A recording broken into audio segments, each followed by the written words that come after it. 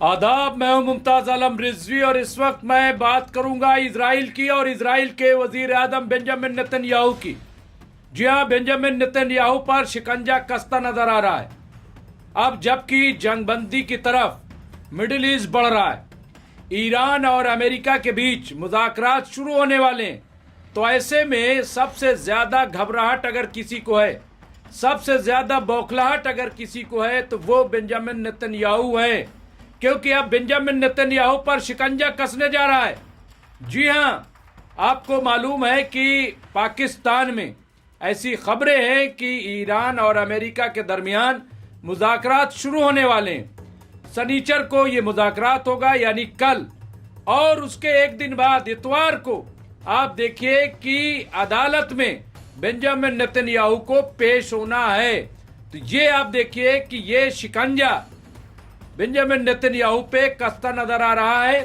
और दुनिया के शायद पहले ये ऐसे वजीर आजम हैं जो अब तक 70 बार के करीब अदालत में पेश हो चुके हैं, अपने क्रिमिनल के मामलात में लेकर के। इसके साथ साथ रिश्वतखोरी, भ्रष्टाचार, बदउनवानी, इन तमाम मामलात में वो कोर्ट में पेश होते रहे हैं। लेकिन चूंकि पिछले 2.5 साल से लगातार जंग चल रही है, 7 अक्टूबर 2023 से लेकर के अब तक एक सिलसिला है जंग का। यही वजह है कि वो अदालत में जाते थे और जंग का हवाला दे करके अदालत से बाहर आ जाते थे, उन्हें छूट मिल जाती थी। लेकिन अब ऐसा लग रहा है कि ऐसा नहीं होगा, और यही वजह है कि बेंजामिन नेतन्याहू लगातार जंग चाहते हैं। वो नहीं चाहते कि जंग रुके। आप देखिए कि इससे पहले भी जब अमेरिका के दरमियान बातचीत ईरान से हो रही थी, मैं बात कर रहा हूं जून 2025 की, तो किसने हमला किया?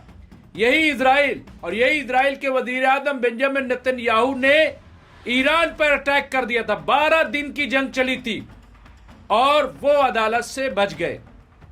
फिर आप देखिए कि अभी इसी साल 28 फरवरी जब हमला हुआ था, इससे पहले 3 राउंड की बातचीत अमेरिका से हो चुकी थी। मामलात जो है सुलझने वाले थे। ऐसा लग रहा था कि मुज़ाकरात कामयाब हो रहा है, क्योंकि लोग निकलते थे तो यही बताते थे। लेकिन फिर क्या हुआ? अचानक क्या हुआ कि जिसकी वजह से अमेरिका और इजराइल दोनों ने मिलकर के एक बड़ा हमला ईरान पर किया और आयतुल्लाह सैयद अली खामनाई, जो सुप्रीम लीडर ऑफ ईरान थे, उन्हें मार दिया। यही नहीं बल्कि और बड़े बड़े लीडरान को निशाना बनाया गया, स्कूल, कॉलेज। और सबसे ज्यादा जो अमेरिका की किरकिरी हुई है वो ये कि अमेरिका ने 165 मासूम स्कूल की बच्चियों को मरवा दिया। इतना बड़ा हमला किया। एक बार हमला किया तो बच्चे कुछ बच गए थे, दूसरी बार उस पर हमला कर, यानी आप देखिए कि शर्मनाक हद तक ये कार्रवाई की गई वहां पे।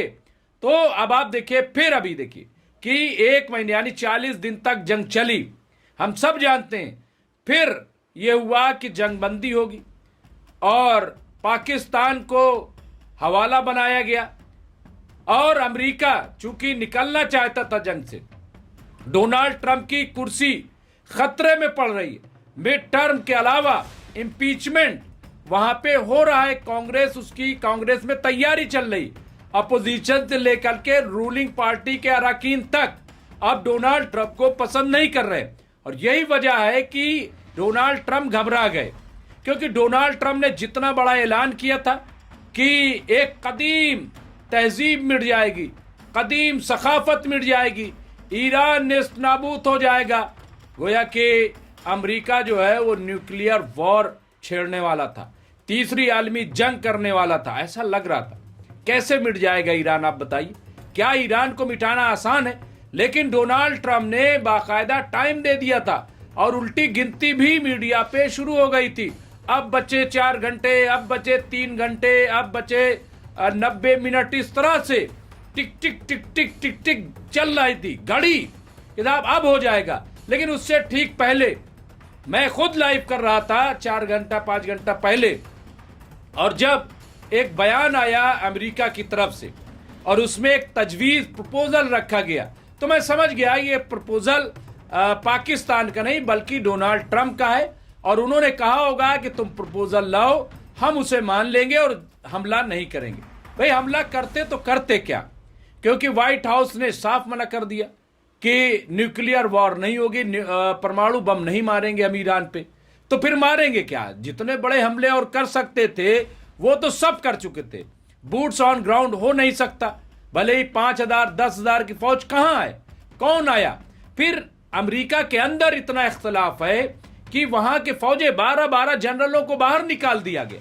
ये कोई आसान नहीं था, बहुत मुश्किल। रिपब्लिकन में भी 2 हिस्से हो गए हैं, 2 हिस्सों में रिपब्लिकन पार्टी जिसके ये प्रेसिडेंट जिन्होंने बनाया वो बढ़ गई है। ऐसे में बहुत आसान नहीं था। लेकिन अब ये देखिए कि जंगबंदी की बात हुई, अमेरिका ने फतेह का ऐलान, ईरान ने फतेह का ऐलान किया कि हमारी शर्तें मान ली गई, 10 शर्तें।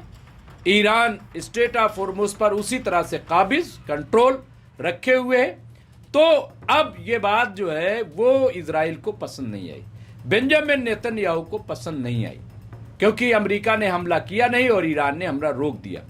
अब दूसरे ही दिन आप देखिए, यानी 24 घंटे पूरे नहीं हुए, चंद घंटों बाद इजराइल ने लेबनान पे जबरदस्त अटैक किया। 100 मिसाइल, 100 बड़े अटैक जो है उस पे कर दिया और 400 के करीब लोग लेबनान में मारे गए, 400 करीब। जबकि जंगबंदी में यह हुआ था कि जंगबंदी सिर्फ ईरान और इजराइल अमेरिका नहीं बल्कि लेबनान को भी शामिल किया था, गजा को भी शामिल किया गया। इसके बावजूद लेबनान पे अटैक किया तो इससे ईरान बरहम हुआ। ईरान ने कहा कि ऐसे नहीं चलेगा, ये जंग के खिलाफ वर्जी है और हम जंग के लिए तैयार हैं, हम फिर नहीं रुकेंगे। अब ये आप देखिए कि जो अमेरिका चाहता था उसके खिलाफ इजराइल गया, बेंजामिन नेतन्याहू। वजह क्या है? अभी भी हम पक्का नहीं कह सकते कि कल यानी शनिवार को हफ्ते को पाकिस्तान में बातचीत होगी। देखिए पाकिस्तान का क्या रोल है आप सब जानते हो, पाकिस्तान की क्या हैसियत है। लेकिन बहरहाल चुनाव तो करना था अमेरिका को, कोई ना कोई जगह तलाश करनी थी। अब वो कतर पे भी भरोसा नहीं कर रहा है अमेरिका, अब वो टर्की पे भी भरोसा नहीं कर रहा है। तो उसको अब भरोसा क्या, क्योंकि कोई इनकी बात मानने के लिए तैयार नहीं है। अमेरिका आज कुछ कहेगा, कल कुछ कहेगा, फिर डिक्टेट करता है, ऐसा बोलो ऐसा बोलो। अब आज की तारीख में पूरी दुनिया में ऐसा लग रहा है कि पाकिस्तान के अलावा और कोई गुलाम नहीं है उस तरह से। बाकी तो है, मैं उसकी बात नहीं कर रहा हूं, लेकिन पाकिस्तान जर खरीद जिसको कहते हैं वो। तो अब आप देखिए पाकिस्तान को चुना गया है, लेकिन क्या जेडी वंस जो वेंस वो आएंगे जो अमेरिका के वाइस प्रेसिडेंट है? एक सवाल है, कौन कौन कुशनर आएंगे और कौन कौन आएगा, ईरान से कौन कौन जाएगा, कुछ भी फॉर्मेट क्या होगा? आमने सामने बैठ करके बात करेंगे या अलग अलग कमरों में बैठ करके बात करेंगे? कौन पाकिस्तान का जिम्मेदार होगा जो ले जाएगा लाएगा मामला, कैसे, कुछ भी पता नहीं। लेकिन यह है कि बातचीत होगी। लेकिन सबसे बड़ा मसला यह है कि क्या इजराइल बातचीत होने देगा, क्योंकि इजराइल का नाम दूर दूर तक नहीं। अगर बातचीत होगी, सीज फायर होगा, मुज़ाकरा होगा, तो वह अमेरिका और ईरान के दरमियान हो, इसमें कोई भी नुमाइंदा इजराइल के शामिल नहीं है। तो क्या इजराइल को जंग के लिए छोड़ दिया गया है? क्या ये, क्या उधर बातचीत होती रहेगी और इधर हमला हो जाएगा, ये होगा? ये बड़े सवाल हैं। लेकिन ये सब हो क्यों रहा है, इजराइल ऐसा कर क्यों रहा है? उसकी वजह सिर्फ ये है कि बेंजामिन नेतन्याहू को डर है कि जैसे ही जंग रुकेगी उनके खिलाफ कार्रवाई शुरू हो जाएगी। जो उन पे क्रिमिनल ऑफेंस हैं उस पे अगर सुनवाई हुई तो वो जेल जा सकते हैं, और जेल गए तो जाहिर सी बात है, आप समझ रहे हैं कि पूरा निज़ाम इजराइल का बदलेगा। और जब निज़ाम बदलेगा तो फिर बेंजामिन नेतन्याहू की खैर नहीं। उन पे इतने बड़े बड़े इल्ज़ाम लगे हुए हैं कि मुझे तो लग रहा है कि फांसी से कम कोई सज़ा उन्हें नहीं होगी, इतने बड़े बड़े इल्ज़ाम हैं। तो उससे बचने के लिए 7 अक्टूबर 2023 को हमास के लोग कैसे आ गए, कैसे उन्होंने हमला किया, कैसे 1200 लोग मारे गए, अभी ये मुअम्मा है, अभी इसकी सच्चाई सामने नहीं आई है। अभी उस पर कमीशन की रिपोर्ट नहीं पेश की गई है नेसेट में, पार्लियामेंट में, वो भी शायद उस पर भी कर रही है, यानी अलग अलग हवालों से आप देखिए। तो बहरहाल जंग रुकेगी, शिकंजा बेंजामिन नेतन्याहू पे कस रहा है, उन्हें अदालत में पेश होना पड़ेगा। और मुझे लग रहा है कि अदालत से, क्योंकि कई बार अमेरिका भी इजरायली अदालत से गुजारिश कर चुका है कि इनके मुकदमात खत्म कर दो, लेकिन इजराइल की अदालत इस बात को मानने के लिए तैयार नहीं है। वो बजिद है कि इन्हें तो सजा होगी, इनके मुकदमात चलेंगे। और यही डर है बेंजामिन नेतन्याहू को कि जंग खींच रहे हैं, लेकिन अगर जंग रुक गई तो अदालत इन्हें पेश होना पड़ेगा और इनके खिलाफ मुकदमा सख्त होगा और इन्हें बड़ी सजा हो सकती है। बहरहाल जो भी होगा हम आपको अपडेट करते रहेंगे। देखते रहिए एमएमसी न्यूज़ इंडिया। बहुत बहुत शुक्रिया।